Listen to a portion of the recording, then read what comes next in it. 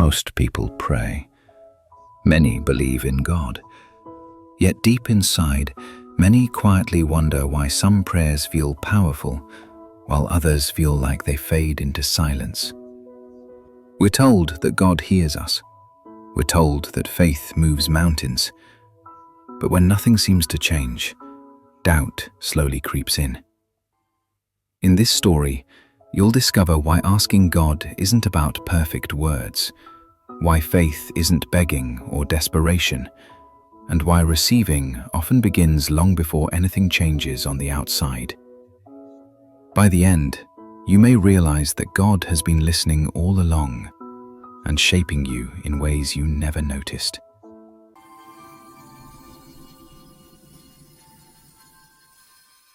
Ethan believed in God.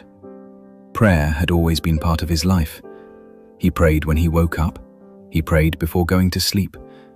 He prayed when things felt heavy and uncertain. Yet beneath those prayers, something felt off. He asked God for direction, but still felt lost. He asked God for peace, but anxiety returned. He asked God for change, but his circumstances stayed the same. Over time, confusion replaced confidence. Ethan began to wonder if he was doing something wrong, if he lacked faith, if God was silent or simply distant. One night, sitting alone in the quiet, Ethan whispered a question he had been afraid to ask. "God, why does it feel like you hear me, but nothing changes?" There was no thunder, no sudden answer, but that question lingered, and slowly it began to change him. Ethan didn't lack faith. He wasn't being punished. God wasn't withholding love or blessings. Ethan misunderstood how asking truly works. He believed prayer was about convincing God, about repeating requests, about hoping persistence alone would force a breakthrough. He believed faith meant trying harder. But Scripture revealed something gentler and deeper. Jesus said, "Whatever you ask in prayer, believe that you have received it, and it will be yours." Ethan had read those words many times, but now they felt personal. How do you believe you've received something when nothing has changed yet? That question stayed with him. The first truth came quietly. God responds to alignment, not desperation. Ethan realized that many of his prayers were shaped by fear of uncertainty, fear of loss, fear of things not working out. He wasn't trusting God. He was trying to escape discomfort. He was asking God to remove the storm before learning how to trust him inside the storm. So Ethan changed how he prayed. Instead of saying, "God, please fix this," he whispered, "God, I trust you, even here." And something unexpected happened. Not answers, not immediate solutions. Peace. A calm that didn't depend on circumstances. A steadiness that didn't vanish when problems remained. For the first time, Ethan realized that peace wasn't a reward for answered prayers. It was the foundation for them. As days passed, Ethan noticed something else. When he prayed from trust, his thoughts slowed, his emotions settled.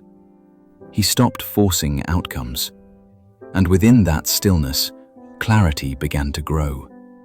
Not all at once, but gently. Then Ethan discovered something even deeper. Asking God was never about words. It was about posture. Scripture says, "You ask and do not receive because you ask with wrong motives." That verse didn't condemn him, it revealed him. Ethan saw that many of his prayers were centered on control. He wanted certainty, timing, results on his terms. He wanted God's blessing without surrendering his grip. So he released the demand, Instead of praying, "God, give me this," he prayed, "God, shape me so I can receive what you're preparing." That prayer didn't change his situation overnight. It changed him.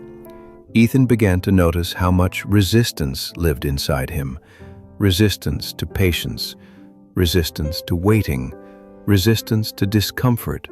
He realized that sometimes God wasn't withholding answers. He was preparing Ethan to carry them. Then came the hardest lesson of all. Receiving from God requires movement. Ethan started seeing a pattern he could no longer ignore. Many of his prayers had already been answered, but he hadn't responded. He prayed for direction, but avoided uncomfortable steps. He prayed for peace, but held on to resentment. He prayed for provision, but ignored opportunities that required courage. Faith wasn't passive. Faith was responsive. Trust wasn't waiting for certainty. Trust was moving forward without it. So Ethan began to act as if God had already heard him. When he prayed for wisdom, he slowed down and listened. When he prayed for courage, he stepped forward despite fear. When he prayed for peace, he chose forgiveness, even when it felt unfair. These choices weren't dramatic, they were quiet, but they changed everything. Slowly, without force or pressure, doors began to open. Not all at once, not perfectly, but enough to keep moving. Ethan realized something profound. God wasn't responding to words alone. He was responding to obedience wrapped in trust. The final truth arrived gently, almost like a whisper. God answers prayers by transforming the person before changing the situation. What Ethan once called silence was actually preparation. God wasn't ignoring him. God was refining him, teaching patience, strengthening faith, building depth where there once was urgency. And when Ethan stopped chasing answers, when he aligned his heart, trusted God's timing, and walked in obedience, answers began to find him. Not always in the way he expected, but always in the way he needed. Ethan's circumstances didn't change overnight, but Ethan did. And because he changed, everything else slowly followed. If you want to ask God for anything and actually receive it, remember this: pray from trust, not fear. Align your heart, not your demands. Move in obedience, not hesitation. And allow God to change you before He changes your circumstances. God is not distant. God is not ignoring you, and your prayers are not wasted. They are shaping you, even when you don't yet see the result. If this message spoke to you, subscribe to Heaven Blueprint. This channel exists to build faith, peace, and inner clarity, one truth at a time. And before you go, take a quiet moment.